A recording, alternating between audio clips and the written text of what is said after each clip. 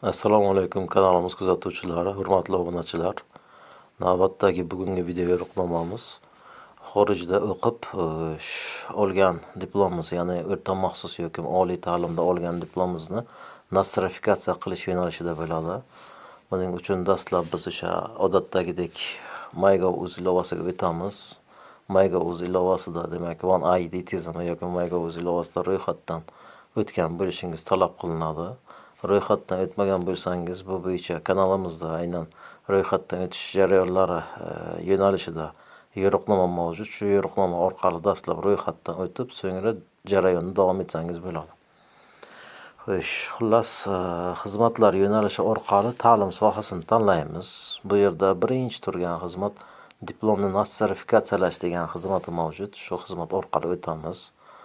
Xizmatimiz demak 1,112,400 so'm miqdorda aynan MyGov.uz orqali, shu yagona portal orqali murojaat yuborganingizda to'lov bo'ladi. Aks holda demak davlat xizmatlari orqali agar jarayonni bajarmoqchi bo'lsangiz, u yerda to'lov miqdorlari, ortiqcha to'lov miqdorlari kuzatiladi. Xizmat demak 10 ish kuni mobaynida ko'rsatiladi. Xizmatni olish uchun zarur bo'lgan hujjatlar mavjud. Bu yerda shunga e'tibor qaratish lozim. Aynan xorijiy davlatlarda ta'lim olganlik to'g'risidagi hujjat va unga ilovaning nusxasi, shuningdek xorijiy davlatda ta'lim olgan o'sha hujjat, o'sha diplom va uni ilovasining O'zbekiston Respublikasi davlat tiliga tarjima qilinganligi notarial tasdiqlangan nusxasi kerak bo'ladi.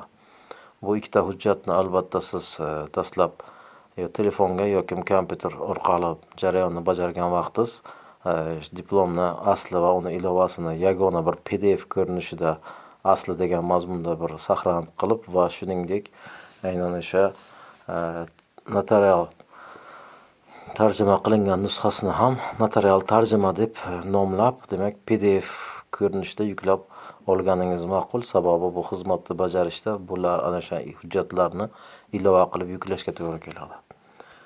Jarayonni xizmatdan foydalanish qilib davom etamiz. Bu yerda bizga birinchi qadamda demak yashash manzilimiz bo'lgan yashash manzilimizga oid ma'lumotlar aks etadi. Bu yerda biz o'sha imtihon topshirish tilini tanlashimiz zarur bo'ladi. Aynan rus tili, o'zbek tili yoki ingliz tili. Qaysi tilda demak imtihon topshirmoqchi bo'lsangiz, aynan o'sha tilni belgilab o'tishingiz zarur bo'ladi. O'zbek tilini tanlaymiz. Shundan so'ng demak keyingisi tugmasini bosamiz. Xo'sh, keyingi ikkinchi qadamda bizda aynan hujjat haqida ma'lumot to'ldirilishi zarur bo'lgan oyna ochiladi. Dastlab ta'lim olgan mamlakatda tanlab olasiz. Deylik, Avstraliyada o'qigansiz deb nazarda tutadigan bo'lsak, ta'lim muassasasining nomini kiritasiz. Deylik, Avstraliya. Endi Avstraliyani aynan tegishli institutini nomini, o'zingiz o'qigan institutni yoki o'sha o'rta maxsus yo'nalishidagi biror bir kasb-hunar kollej bo'ladimi yoki biror bir boshqa bir o'rta maxsus yo'nalishdagi ta'lim muassasasi bo'ladimi, shu nomini yozasiz.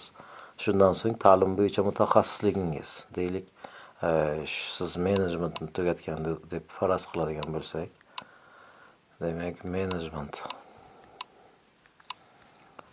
mutaxassisligi biz tanladik. Shundan so'ng demak hujjatni seriyasi aynan A, B, V, endi A, B yoki shu turdagi biror bir aynan o'zingizning diplomingizda nazarda tutilgan seriyani kiritishingiz lozim bo'ladi.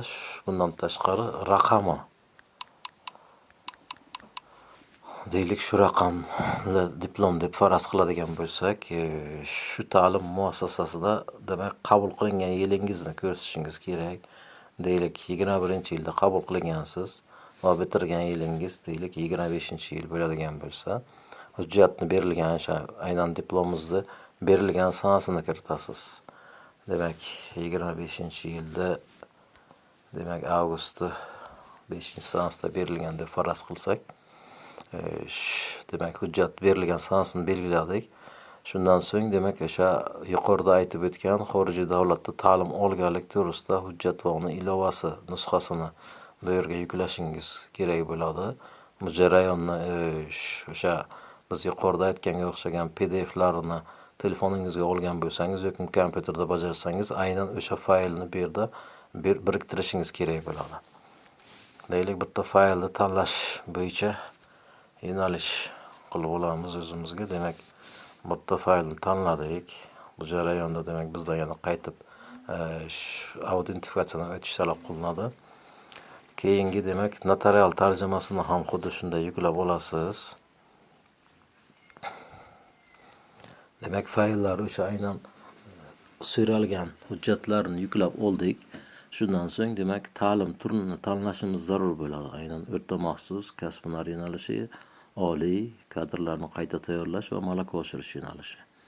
Demak, oliy ta'lim to'g'risidagi o'sha hujjatingizni nostrifikatsiya qilmoqchi bo'lsangiz, demak oliyni tanlaysiz.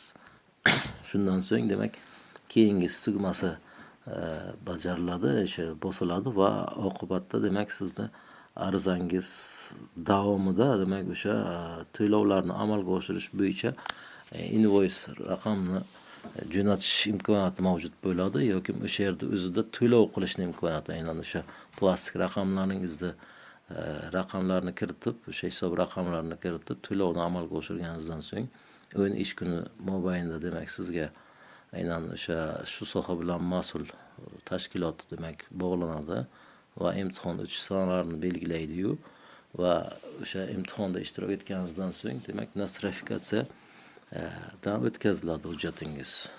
1000talik reytingdagi institutlarga talab qilinmaydi, faqat undan tashqari bo'lgan institut yoki o'rta maxsus nimalarga, o'rta maxsus kasb-hunar yo'nalishdagi kollej yoki shunga o'xshagan ta'lim muassasalariga demak bu nostrifikatsiya talab qilinadi. Bugungi kontentimiz aynan shu mavzuda edi. Videomiz yoqqan bo'lsa, like bosib qo'llab-quvvatlang, bizga madad bering. Keyingi kontentlarimizni tayyorlashimiz uchun bizga bir motivatsiya bo'lsin. E'tiborlaringiz uchun rahmat, salomat bo'linglar.